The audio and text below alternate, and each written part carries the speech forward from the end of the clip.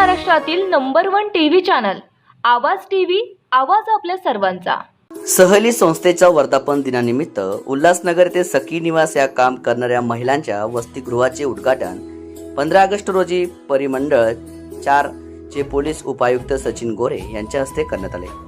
सहली संस्थेचे अध्यक्ष राणी बैसाणे यांनी अनेक वर्षापासून विविध उपक्रम राबवले असून त्यांच्या कार्यात कमालीची भरारी दिसत आहे। यावेळी महाराष्ट्राचे कानाकोपऱ्यातून आलेले काम करणाऱ्या महिला या रोजगारासाठी तसेच प्रशिक्षणासाठी शहरात येतात।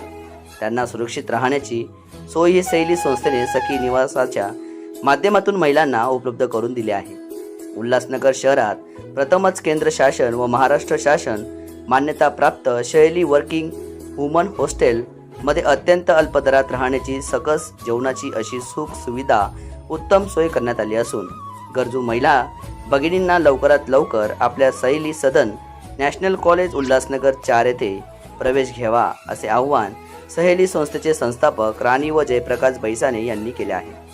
यावेळी विठ्ठलवाडी पोलीस स्टेशनचे वरिष्ठ पोलीस निरीक्षक अशोक कोळी, हिला लाईन पोलीस स्टेशनचे संदीप शिवले यासह शिवसेना शिंदे गटाचे राजेंद्र चौधरी, माजी नगरसेवक रमेश चव्हाण, शांताराम निकम तसेच समाजसेवक सुरेश जगताप, नंदू चव्हाण यासह विविध संस्थेचे संघटना कार्यकर्ते मोठ्या संख्येने उपस्थित होते। हॉस्टेल तयार झालेला आहे। या दोन्ही उभयतांना मी ठाणे शहर पोलिसांतर्फे खूप खूप शुभेच्छा देतो। भविष्यात कुठलीही अडचण किंवा काही येणार नाही या अनुषंगाने आमचा त्यांच्याशी क्लोज रॅपो राहील आणि महिलांच्या बाबतीत एक सुरक्षितेचं वातावरण आपल्या शहरामध्ये राहील या दृष्टीने आपण ठाणे शहर पोलीस, TWC ठाणे आणि एकंदरीत आजचं हे सहली संस्था संयुक्त विद्यमाने प्रयत्न करत आहे। या प्रकल्पाला मी मनापासून खूप शुभेच्छा देतो। सखी निवास प्रकल्पाचे आज लोकार्पण झालेले आहे। काय प्रकल्प आहे जरा विस्तारमध्ये सांगा। नमस्कार, मी जयप्रकाश बैसाणे। आमची सहली नामक संस्था आहे।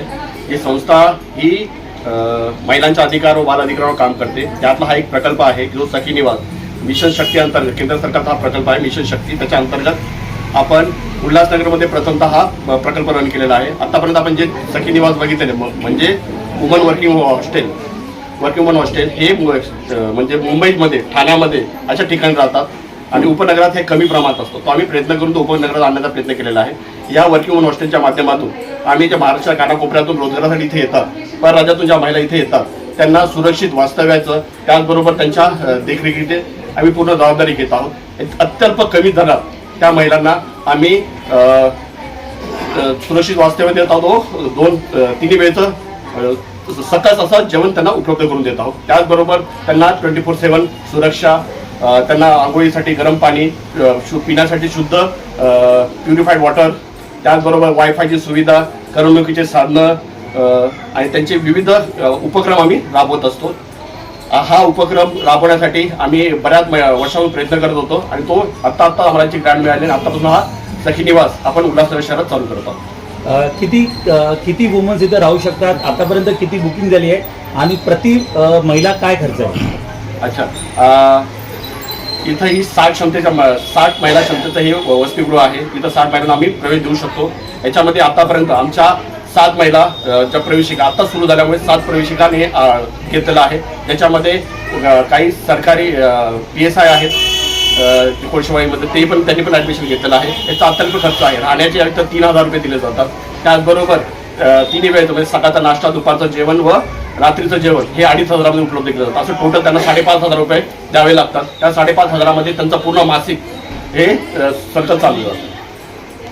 तर सखी निवासचा पत्ता काय आणि अतिरिक्त माहितीसाठी जर भ्रमणध्वनी किंवा मोबाईलवरती संपर्क साधायचा असेल तर काय नंबर आहे?